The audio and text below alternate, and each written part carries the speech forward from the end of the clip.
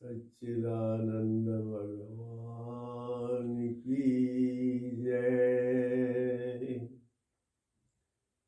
आज हम गीता जी के तीसरे अध्याय के 9वें मंत्र का अर्थ करेंगे। बहुत ही इम्पोर्टेंट मंत्र है। यज्ञार्थात् कर्मणोऽन्यत्र लोकोऽयं कर्म बंधनः तदर्थम कर्म कौन्तेय मुक्त संगः समाचर। ये सबसे इम्पोर्टेंट और सबसे सरल तरीका मुक्ति का इस मंत्र में भगवान ने बताया है। देखो, हमारे जीवन का लक्ष्य क्या है?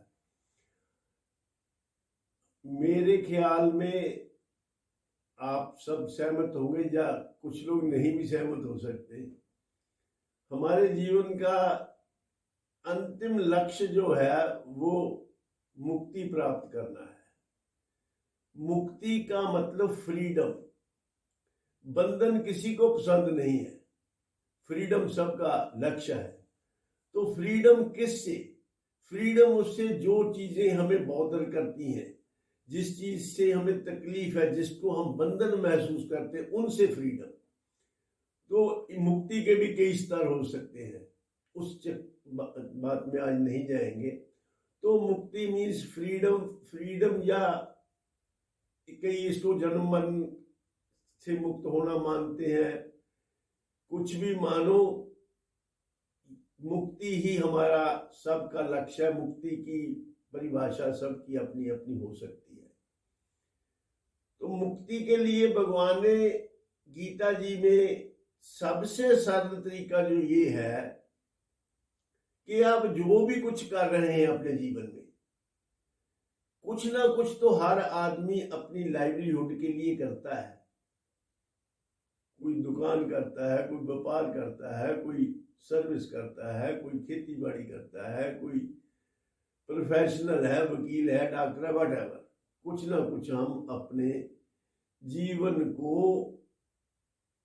चलाने के लिए, हमारी जो जीविका है, जो हमारा साधन है, वो साधन हम जो कर रहे हैं वो ही करते रहें। उसमें कोई तब्दीली करने की जरूरत नहीं। सिर्फ उसको करने के पीछे जो आपकी भावना है वो बदल दे।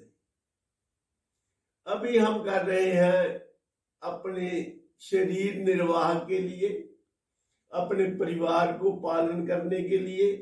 ये सारे काम हम इसलिए कर रहे हैं कि हमारा पालन पोषण, शरीर निर्वाह, हमारा गृहस्थ ठीक तरह चले, इसलिए कर रहे हैं।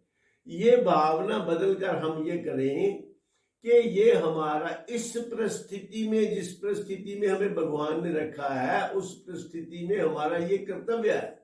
ये भावना बना लें, या ये भावना बना लें कि मैं ये सब कुछ अपने देश के लिए, अपनी सोसाइटी के लिए, समाज के लिए कर रहा हूं।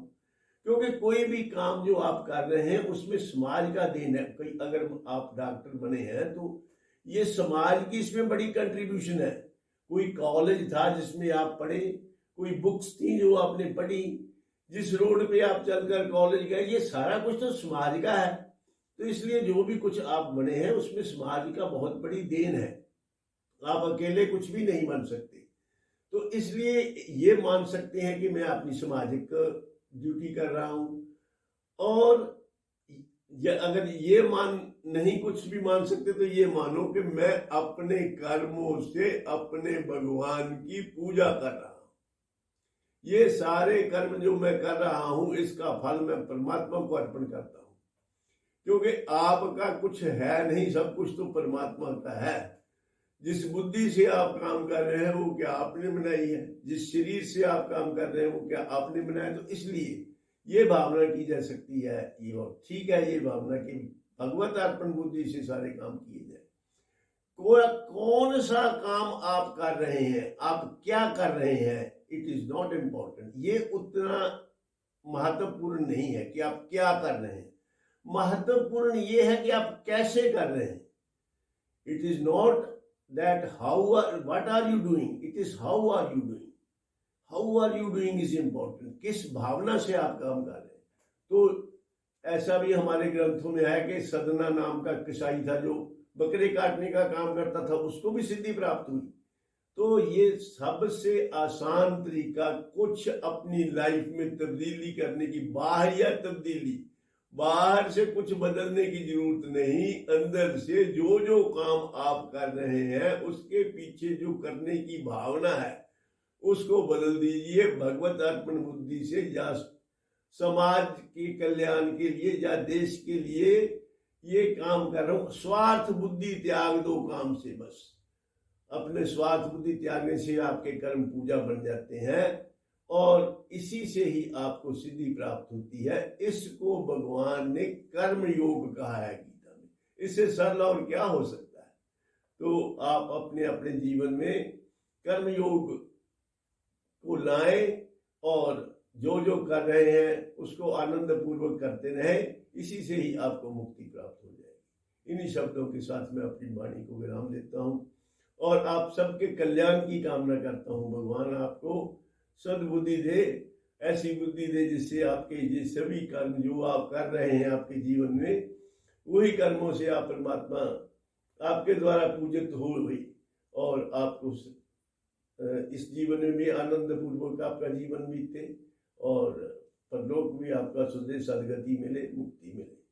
सर्वे भवन्तु सुखिनः, सर्वे सन्तु निरामयाः, सर्वे भद्राणि पश्यन्तु मा कश्चित् दुःखभाग् भवेत्। ओम शांति शांति शांति।